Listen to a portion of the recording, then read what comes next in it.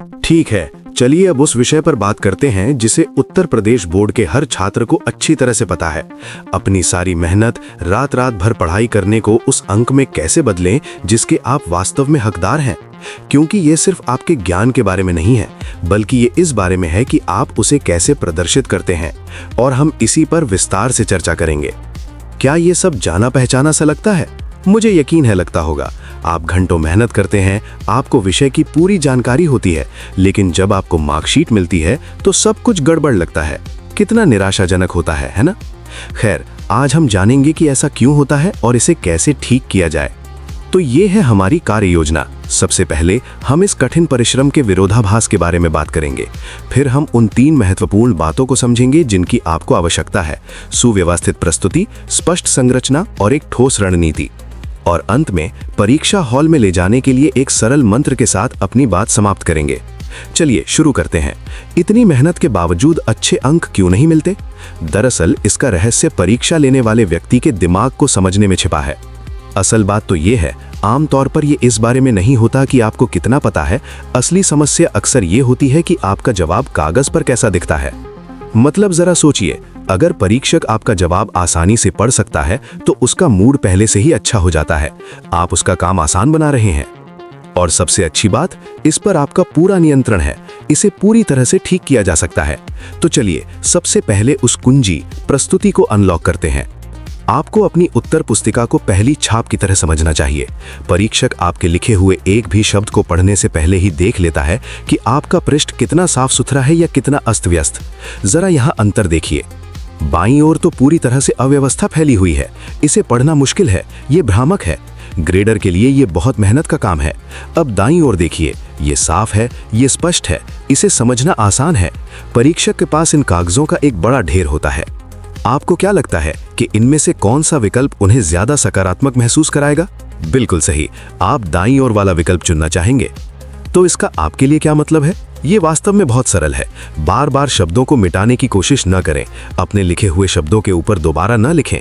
बस एक साफ सुथरी प्रति लिखने का लक्ष्य रखें। ये सिर्फ साफ सफाई की बात नहीं है। इससे ये संकेत मिलता है कि आप एक गंभीर और व्यवस्थित छात्र हैं। पहली छाप बहुत मायने रखती है। ठीक है, तो आपके पास एक साफ पन्ना है। अब आगे क्या? दूसरा महत्वपूर्ण बिंदु, संरचना। ये सब आपके उत्तरों को इस तरह व्यवस्थित करने के बारे में है जिससे वे पूरी तरह से समझ में आए। ये बातें शायद आपको बहुत बुनियादी लगे, लेकिन यकीन मानिए ये बेहद जरूरी हैं। हमेशा, और मेरा मतलब है हमेशा, प्रश्न संख्या पहले लिखें, वो भी साफ साफ। हर नए उत्तर की शुरुआत नई पंक्ति से करें, और अगर किसी प्रश्न के अलग अलग भाग हैं तो उन्हें नाम दें।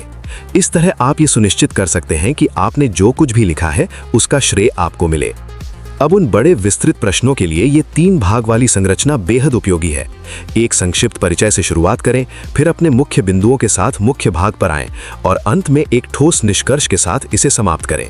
इस तरह से तैयार किया गया उत्तर प्रोफेशनल और संपूर्ण दिखता है। ये तो पूरे नंबर पाने का पक्का सबूत है। चलिए एक आम गलत धारणा को अभी दूर कर देते हैं। होशियार दिखने के लिए बड़े बड़े जटिल शब्दों का इस्तेमाल करना जरूरी नहीं है। दरअसल बात इसके बिल्कुल विपरीत है। लक्ष्य है सरल सीधी भाषा का प्रयोग करना। सीधे मुद्दे पर आइए और प्रश्न का स्पष्ट उत्तर दीजिए।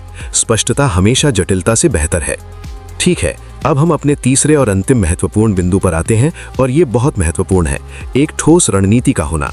ये सब समय का प्रभावी ढंग से प्रबंधन करने और उससे भी महत्वपूर्ण, परीक्षा के दिन अपनी मानसिकता को नियंत्रित करने के बारे में है। परीक्षा कक्ष में समय ही सब कुछ है, इसलिए आपको एक योजना की आवश्यकता है। इस विवरण को ध्यान से देखिए। जल्दबाजी में कोई कदम न उठाएं।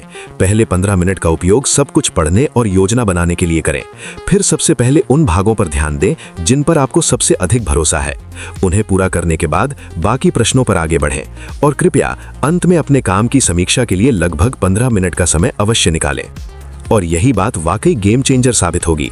उन सवालों से शुरुआत करें जिनके जवाब आपको आसानी से मिल सकें। क्यों? क्योंकि इससे आपका आत्मविश्वास बढ़ता है, इससे आपको एक अच्छी लय मिल जाती है, और शुरुआत से ही आपको आसानी से अच्छे अंक मिल जाते हैं। ये परीक्षा शुरू करने का एक बहुत ही प्रभावशाली तरीका है। आप जानते हैं, अंततः इन सभी सुझावों और युक्तियों का मूल मंत्र एक ही है, आपका आत्मविश्वास। आपको खुद पर विश्वास करना होगा। घबराइए मत, बस गहरी सांस लीजिए, हर सवाल को ध्यान से पढ़िए और पूरे साल की अपनी मेहनत पर भरोसा रखिए। आपका नजरिया ही आपका सबसे बड़ा हथियार है। तो चलिए सब कुछ एक साथ जोड़ते हैं, ठीक है? हमने प्रस्तुति, संरचना और रणनीति के बारे में बात कर ली है। अब आइए इन सब को एक ऐसे सफल सूत्र में समेटते हैं जिसे आप आसानी से याद रख सकें। यही वो सूत्र है, यही आपका मूल मंत्र है। साफ लिखावट, सही क्रम, सरल भाषा और समय का उचित उपयोग। इन चारों बातों का ध्यान रखें और आप निश्चित रूप से मनचाहे अंक प्राप्त करने की राह पर होंगे। ये इतना आसान है और मैं चाहता हूं कि आप बस यही एक बात याद रखें। हर जवाब के लिए आपको कोई साहित्यिक कृति लिखने की जरूरत नहीं है। सरल, सही और स्पष्ट रूप से प्रस्तुत किया गया उत्तर आपको शानदार अंक दे सकता है। अपने ज्ञान को प्रस्तुत करने का तरीका ही आधी लड़ाई है। आपने मेहनत तो की ही है, आपने मेहनत कर ली है। अब समय आ गया है कि आप परीक्षा में जाकर अपने सारे अंक हासिल करें। इन टिप्स का इस्तेमाल करें, उन्हें अपना ज्ञान दिखाएं और परीक्षा हॉल से आत्मविश्वास से भरे हुए बाहर निकलें। आपको बहुत बहुत शुभकामनाएं।